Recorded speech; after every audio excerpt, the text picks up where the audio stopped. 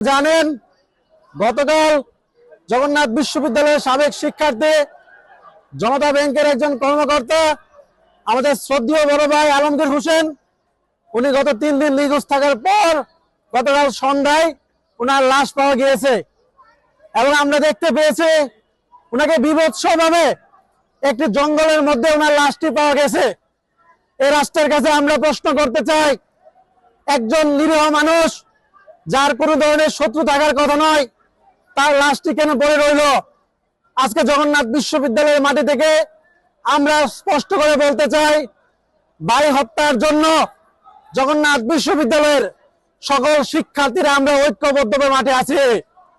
আমরা বলতে চাই, আলমগীর হোসেন শুধুমাত্র জগন্নাথ বিশ্ববিদ্যালয়ের একজন সাবেক শিক্ষার্থী নয়, তিনি আমাদের ভাই।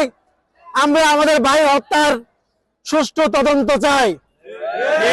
সুষ্ঠু তদন্তের মাধ্যমে আলমগীর ভাইকে যারা যারা হত্যা করেছে, এই নীল নকশার সঙ্গে যারা যারা জড়িত, অনতিবিলম্বে রাষ্ট্রকে তাদের জাতির সামনে উন্মোচন করতে হবে।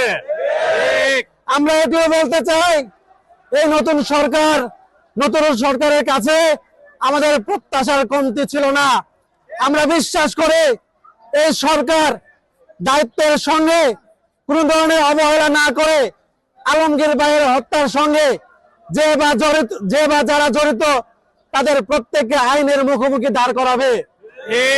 আমরা আজকে আজকে শান্ত চত্বর থেকে বলতে চাই, আলমগীর ভাইকে যারা যারা হত্যা করেছে তাদেরকে যদি কোন ধরনের গাফিলতি করা হয় কিংবা ছাড় দেওয়ার মানসিকতা পোষণ করা হয়, আমরা আগামী দিনে রাজপথে নেমে এই হত্যার জন্য বিচারের দাবিতে যা যা করা দরকার আমরা সেটি নিশ্চিত করব। জগন্নাথ বিশ্ববিদ্যালয়ের সকল শিক্ষার্থী আলমগীর ভাইয়ের পাশে আছে এবং আমরা এটিও বলতে চাই, আগামী দিনে কোন ধরনের আলমগীর ভাইয়ের মতো আর কাউকে যেন নির্মমভাবে হত্যার শিকার না হতে হয় সেটি নিশ্চিত করা এই সরকারের দায়িত্ব। সংগ্রামী উপস্থিতি, আমি বক্তব্য দীর্ঘায়িত করব না। আজকে আমাদের পক্ষ থেকে সরকারের কাছে, সংশ্লিষ্ট প্রশাসনের কাছে এই দাবিটি আমরা উত্থাপন করলাম। আগামী দিনে যদি আলমগীর ভাইয়ের হত্যার সুষ্ঠু তদন্ত না করা হয়, জড়িতদেরকে জাতির সামনে উন্মোচন করা না হয়, দৃষ্টান্তমূলক শাস্তির ব্যবস্থা না করা হয়, আমরা রাজপথে থাকবো ইনশাল্লাহ।